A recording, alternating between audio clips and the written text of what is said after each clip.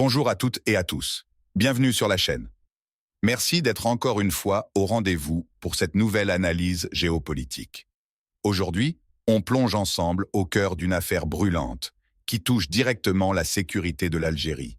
Restez bien avec moi, ça va être passionnant. Quelle est aujourd'hui la position officielle de l'Algérie sur la question de la normalisation des relations avec Israël? Dans un contexte régional marqué par des recompositions diplomatiques et des initiatives diverses au Moyen-Orient et en Afrique du Nord. Cette interrogation a refait surface à la suite de déclarations attribuées au président algérien Abdelmadjid Tebboune, évoquant la possibilité d'une normalisation, mais uniquement sous une condition clairement définie. L'objectif de cette vidéo est d'apporter un éclairage factuel, posé et accessible sur cette question sensible.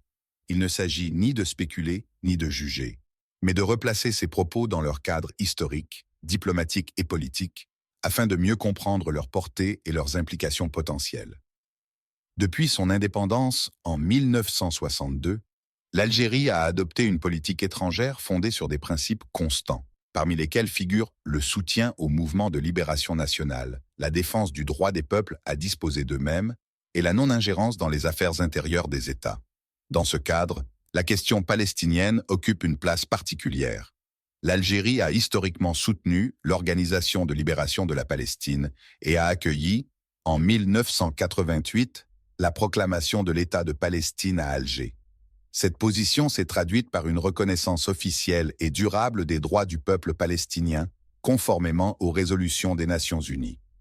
Sur le plan diplomatique, l'Algérie n'a jamais établi de relations formelles avec Israël.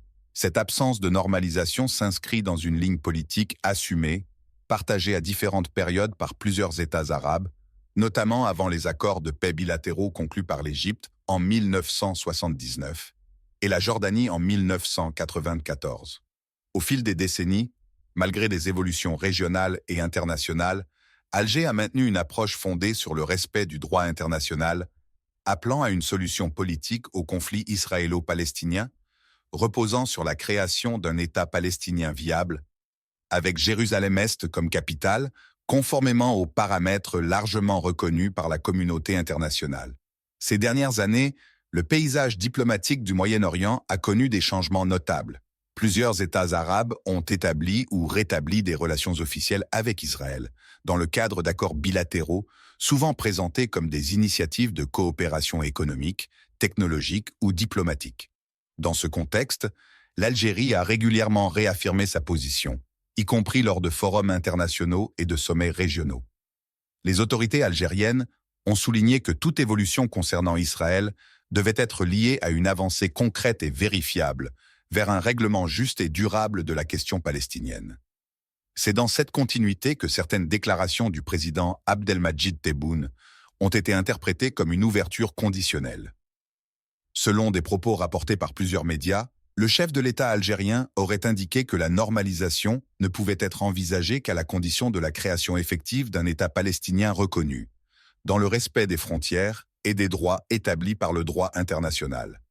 Il ne s'agit pas d'une annonce de changement immédiat, mais plutôt d'un rappel de la position officielle algérienne, exprimée dans un langage diplomatique, sans calendrier ni engagement opérationnel. D'un point de vue analytique, cette position peut être comprise comme une démarche de cohérence diplomatique.